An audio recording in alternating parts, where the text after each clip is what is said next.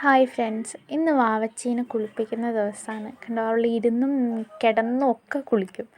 ഭയങ്കര മടിയാണ് ഗൈസ്. അവൾക്ക് ഭയങ്കര മടിയെന്ന് പറഞ്ഞാൽ ഭയങ്കര മടിയാണ് കുളിക്കാൻ വേണ്ടിയിട്ട്. അവിടെ കിടക്കുമായിരുന്നു, പിന്നെ അവിടെ നിന്ന് തല്ല് കൂടി എഴുന്നേൽപ്പിച്ച് നിർത്തി. ഞങ്ങൾ അവളെ ഒരു ചെറിയൊരു കോട്ടൻ്റെ തുണി എടുത്തിട്ട് ഷാമ്പു ഒക്കെ ഇട്ട് ഉരച്ചുരച്ചാണ് കുളിപ്പിക്കുക. ഇല്ലെങ്കിൽ കൈ മാത്രം വെച്ച് കുളിപ്പിച്ചാൽ അവളുടെ മേത്തുള്ള പൊടിയും ചെളിയൊന്നും പോവില്ല. അപ്പോൾ അതുകൊണ്ട് ഞങ്ങളിങ്ങനെ തുണി വെച്ചിട്ടാണ് അവളെ കുളിപ്പിക്കുക. ഇതിൻ്റെ ഇടയിൽ ഭയങ്കര കുരുത്തക്കേടൊക്കെ ആയിരുന്നു. പിന്നെ ഞങ്ങൾ അവളെ കുളിപ്പിച്ച് കഴിഞ്ഞ് പിഴിഞ്ഞെടുക്കുകയാണ് ഗൈസ്. പിഴിഞ്ഞ്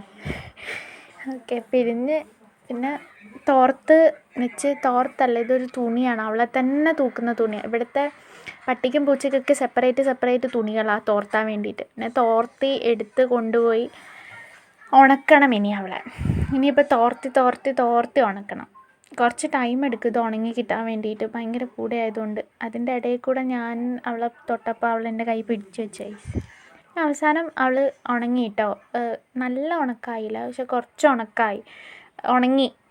രോമമൊക്കെ അത്യാവശ്യം നല്ല രീതിക്കൊക്കെ ഉണങ്ങി കഴിഞ്ഞപ്പോൾ പിന്നെ നമ്മൾ അവളെ സുന്ദരിയാക്കുകയാണ്. ചീകിയൊക്കെ കൊടുത്ത് നല്ല സുന്ദരിയാക്കി എടുക്കുകയാണ് ഗൈസ്. അപ്പോൾ ഭയങ്കര സുന്ദരിയാണ്. ഇനി പൊട്ടൊക്കെ വെച്ച് കൊടുക്കണം എന്നുണ്ടായിരുന്നു, പക്ഷേ വെറുതെ എന്തിനാ അലങ്കോലമാക്കുന്നതെന്ന് വിചാരിച്ചിട്ട് പിന്നെ ഞങ്ങൾ അതൊന്നും ചെയ്തില്ല. പക്ഷേ നല്ലോണം ചീകി വൃത്തിയാക്കി കൊടുത്തു. ഇല്ലെങ്കിൽ ഭയങ്കരമായിട്ട് ചെട പിടിക്കും അവളുടെ രോമം. ചെട പിടിച്ച് കഴിഞ്ഞിട്ടുണ്ടെങ്കിൽ പിന്നെ അത് വെട്ടിക്കളയേണ്ടി വരും. അതല്ലാതെ അത് ചീകി നിവർത്താനൊന്നും പറ്റില്ല. അത് വെട്ടിക്കളയാനുള്ള വേറെ വഴിയൊന്നും ഉണ്ടാവില്ല.